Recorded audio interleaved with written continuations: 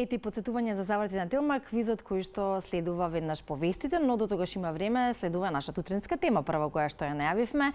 Бојан пристигна во студиото, прво ќе му постакам добри ден на магистар специјалист Бојан Богдановски, кој што е клинички логопед, еве цела титула Бојан да ја споделам со нашите гледачи, специјалист магистар реквме по дефектологија, област аутизам и интелектуална попреченост. Добро утро, добро дојде во утринската програма. Знам дека малку со брзање во собраќајот и мало задоцнување, но не е проблем со оглед на тоа што ќе бидеме конкретни, ефикасни, брзи да ја објасниме оваа тема. Така, добро утро, добро ден најдов, еден голем поздрав до сите гледачи кои што не пратат во моментот. Бојан, ти ни доаѓаш од Центарот за психофизичко здравје Гаспар, центар со кој што соработуваме и отвараме голем број значајни теми. Денеска се одлучивме да зборуваме за афазијата и да го одбележиме месец јуни кој што е посветен на афазијата. Ќе почнеме веднаш и во првиот дел од разговорот ќе објасниме поконкретно што представува афазија.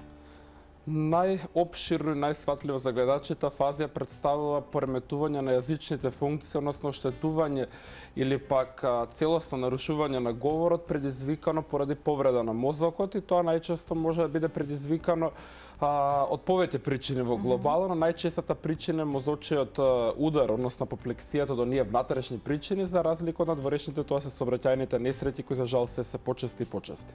Да, значи фактички може да се појави кај лицата кои што ќе доживеат некој од или кои што ќе доживеат сообраќајна несреќа или ќе поминат состојба на мозочен удар.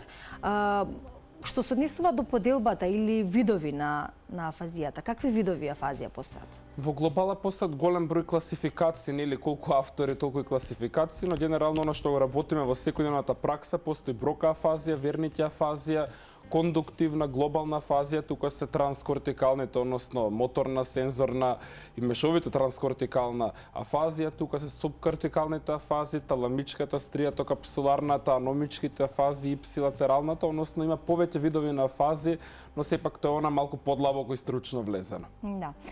Кога зборуваме за манифестација на афазијата, како таа се манифестира и кога исто така споменавме кај кои луѓе може да се појави или кај оние кои што имаат доживеано за жал таква несреќа или таква состојба, дали тоа значи дека еве конкретно кога зборуваме за мозочниот удар дека таа е со голема веројатност за појава на афазија или тоа зависи и од други фактори? Така, самата манифестација, тоа зависно дали таа ќе се јави во колкава мера таа ќе се јави, нели ќе биде изразена, зависи од тоа каде настаната лезијата, односно повредата во мозокот. Во однос на тоа има поразлични или симптоми кои што се јавуваат кај пациентите. Тука значи најчесто се појава потешкотија пациентот да се изрази, потешкотија тој да именува, например ние можеме да му покажеме слика нели од креветот да ни каже дека станува збор за планина. Иако тој има, пример, брока афазија, иако тој разбира, значи сочувано разбирањето, тој има потешкотија да има именување. Ке верниќе афазијата нарушено разбирањето, иако говорот, односно неговата флуентност е сочувана. И доколку стана збор за мешовита форма и самото разбирање, самото изразување се оштетени. Има потешкотија во повторувањето, се појавуваат потешкоти пота во читањето, пишувањето, а и самите лица кои што имаат афазија не е стрикно дека тие имаат само проблеми во говорот. Тука се појавуваат голем број на физиолошки потешкоти, голем број на психолошки потешкоти, односно тоа се лица кои што често пати може да се расплачат за време на третманот, кои што народно кажано изгубиле до некаде верба во својот напредок и во својот живот согласно нивната состојба, но затоа ние сме тука стручите лица да кажеме дека сепак ова е нели 21 век, постои современа медицина, тука е логопедијата, односно постои адекватен третман. Во однос на тоа каде таа најчесто се јавува кај постарите лица, како што кажав, причина е тромбозата, причина се некои тумори кои што може да се појават во мозокот, мозочниот удар, но за жал се повеќе и повеќе се јавува и детска афазија, односно афазија која што се појавува кај децата и таа често пати не е препознана бидејќи се меша со некои други состојби, дијагнози, например како што е развојна дисфазија, па се добива погрешен третман согласно погрешно донесената дијагноза. Сега кога зборуваме за дијагностицирање, односно за препознавање и одредување на точната дијагноза. И кога веќе зборуваме за дијагностицирање на афазијата, тука е голема и клучна улогата која што ја има логопедот, првенствено заради тоа што треба да се доколку се појави пореметување на јазичните функции, важно е да се направи проценка, дијагноза и анализа на однесувањето на клиентот кој што е со афазија. Од тука и тоа е помош на самиот логопед за да може да ја извршува, односно да направи својата програма за работа. Како се прави таа дијагноза, односно што е тоа што ги разликува состојбите и понатака како изгледа пристапот кон секој кој што се соочува со афазијата, бидејќи веројатно и тука пристапот е индивидуален. Така, пристапот е пред се индивидуален според мене кај сите состојби, бидејќи еден пациент е секогаш поразличен од другиот, макар станува збор нели за истата состојба. И како што спомнавте, значи има нарушување на говорот, има невролошко нарушување, има нарушување потоа нели во самото однесување и не можеме да кажеме дека логопедот е оној кој единствено направи дијагнозата. Не треба постои суета нели помеѓу медицинските лица, туку треба постои соработка, односно мултидисциплинарен пристап и конкретно кај оваа состојба треба да се јави неврологот со својата дијагностика, треба да се јави логопедот со својата дијагностика, односно со примена на одредени тестови и обсервација, потоа тук треба да се јават психолозите и невропсихолозите, понатаму физиотерапевтите и многу важно кај оваа состојба треба да се јави како котерапевт, односно некој кој што ќе го третира пациентот исто така како и останатите медицински лица преку нивните препораки, тоа е семејството. Бидејќи кај овие пациенти семејството можеби е клучниот фактор за напредокот во нивната состојба.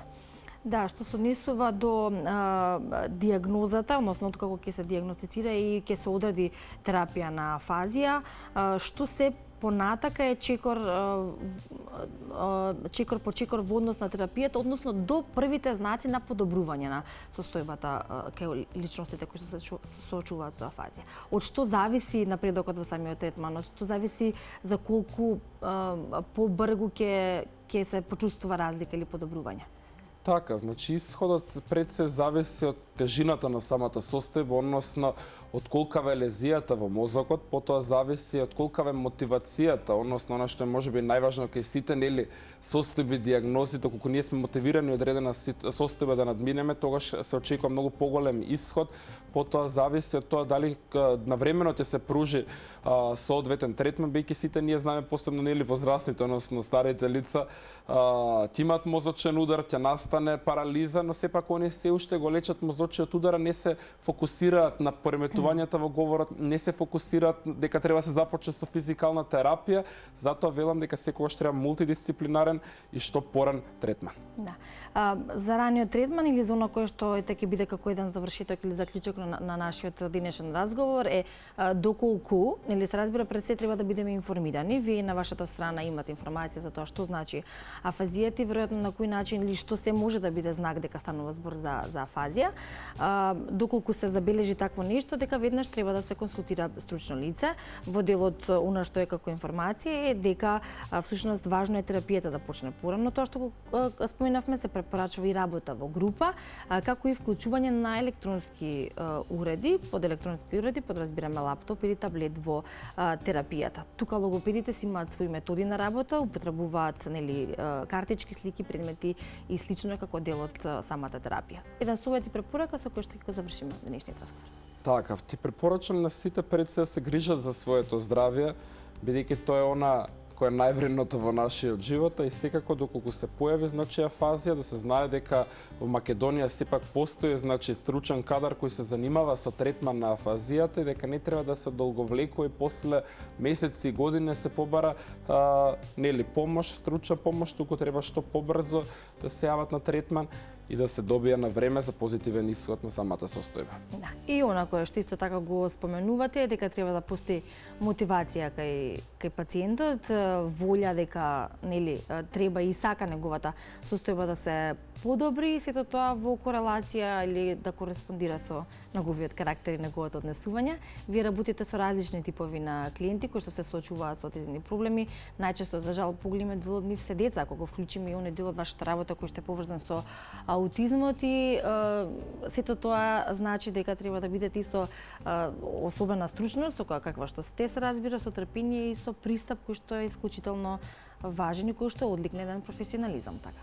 Така, за жал, баш пред некој време имав објавено статија за тоа дека се поголем и поголем бројот на деца кои што имаат аутизам, кои имаат развојна дисфазија, кои се манифестира пелтечење, најчесто поради булинг за жал, односно врсничко насилство и голем број други состојби кои ги третира логопедијата. Сепак, ние логопедите сме тука, но треба да се поткрене свеста за тоа дека за сите овие состојби постои третман логопедски, дефектолошки, медикаментозен и дека треба да се побара што порано, бидејќи конкретно кога овие состојби не постои она магично стапче да дадеме инекција преку ноќ се да се смени, туку просто треба да бидеме истрени во самиот третман за да се има позитивни резултати.